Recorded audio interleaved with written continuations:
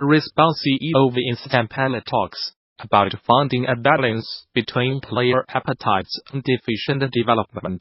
Apex Legends' sudden announcement and launch a few months back saw the game get a significant amount of attention out of the gate. But, despite temptations to ramp up content production and hiring after that initial boom, Respawn CEO Vince Zampella says it was best for the team to stick to its original pacing plans for new content. Speaking during the GameSpeed Summit this week, Zampella explains that Respawn always planned Apex Legends new content as season-by-season releases, a decision that was influenced by a desire to maintain a strong quality of life for the developers working on the game. It's a conversation that occurred the same day Polygon published a piece detailing crunch at Fortnite dev Epic Games.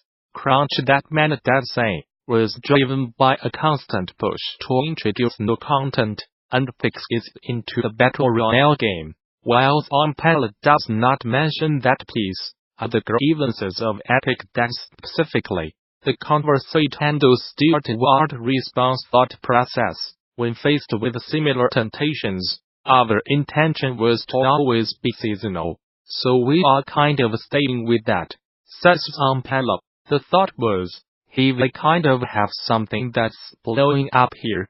Do we want to start trying to drop more content?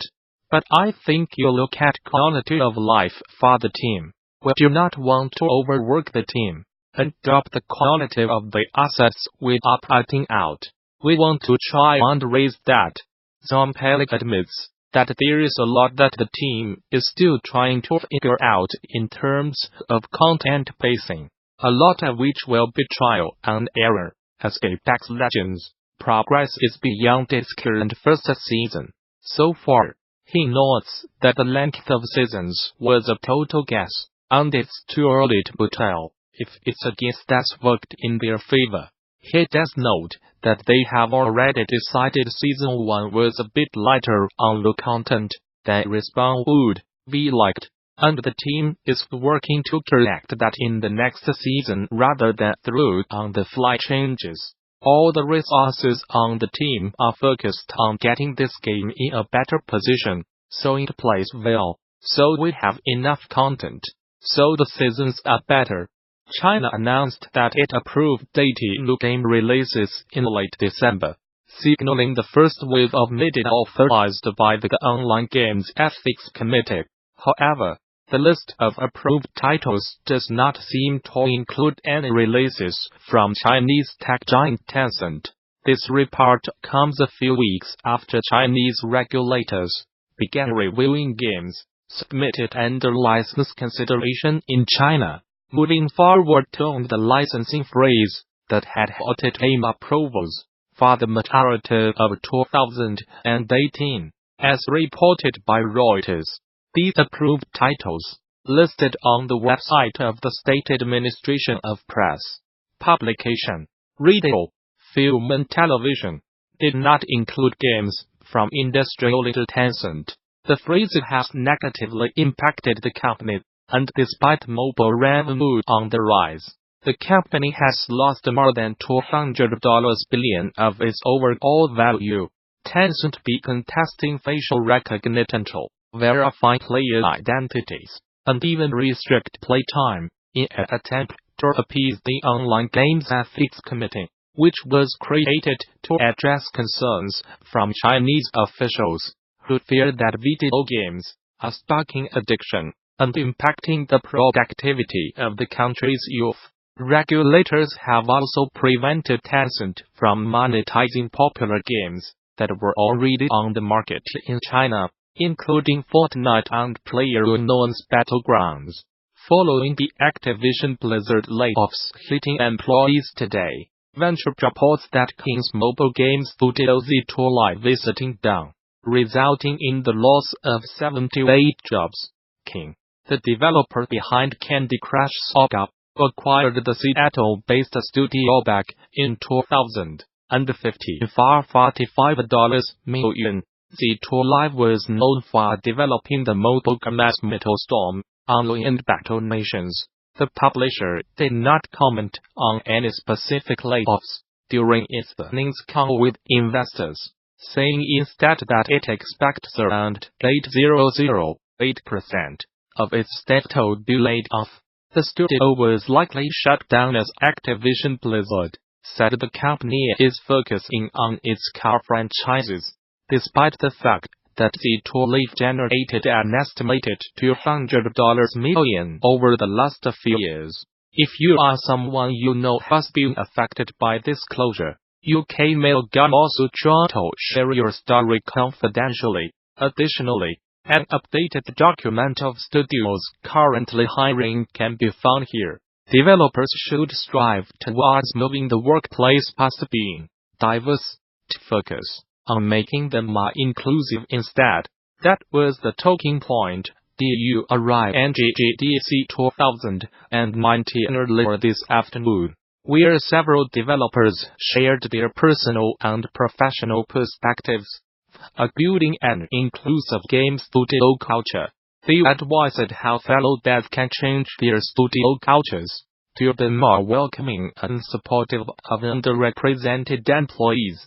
The Director of Marketing and Communication at E3 Games Foundation went big by highlighting the importance of retaining diverse developers once they are brought into the mix. Incorporated solution is active and ongoing, not performative or temporary. It involves not just hiring, but also retention.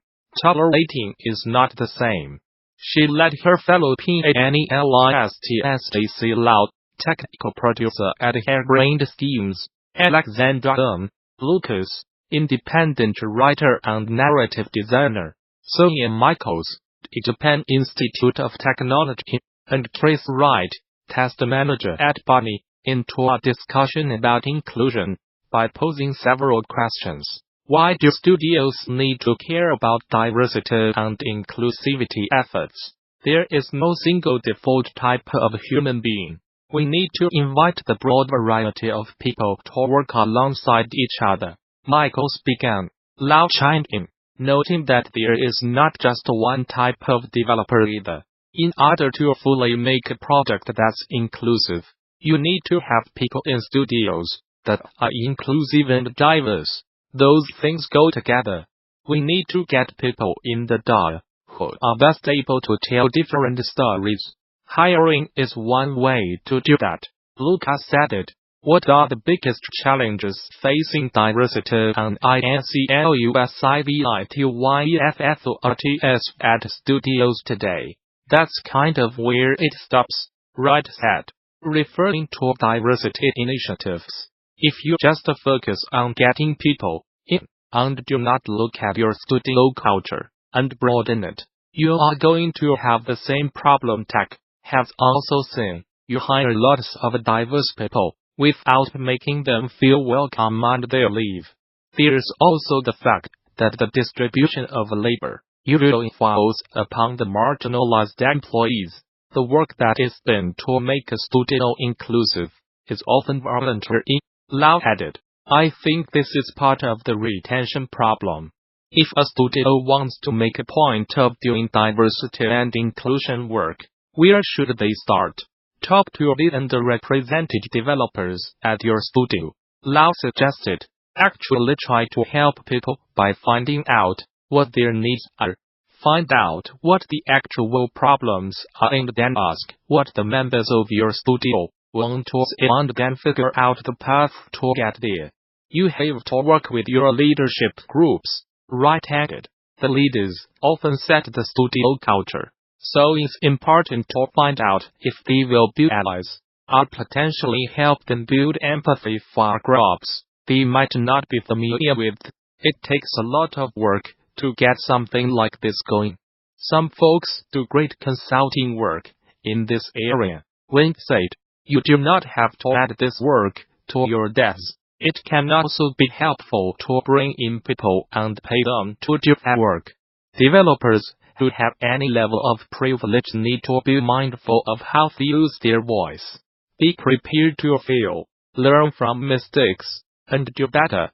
How do you reach the employees who are least receptive to inclusion? It begins by building empathy with those who are least receptive to inclusion. It's not easy. It's going to take a lot of work. Set right. For inclusion to really work, you are going to have difficult conversations. It's necessary if you are going to build that empathy. I'd be interested to know why they are not receptive to it. Love admit it. Do they need additional training? Do they need to develop more empathy? From there, once we understand what the problem is, it's easier to approach. Consider that people who are less receptive are also different people with different backgrounds. If you have any interest in level design, you will want to check out the popular level design workshop at the 2019 Game Developers Conference next month, where you will get a chance to learn from folks who have worked on everything from big-budget blockbusters to lasting indie games. Notably, if crafting believable, authentic levels where it feels like real people live and work is important to you, check out the GD 2019 Design Track Talk on Hitman Levels as Social Spaces, the social anthropology of level design.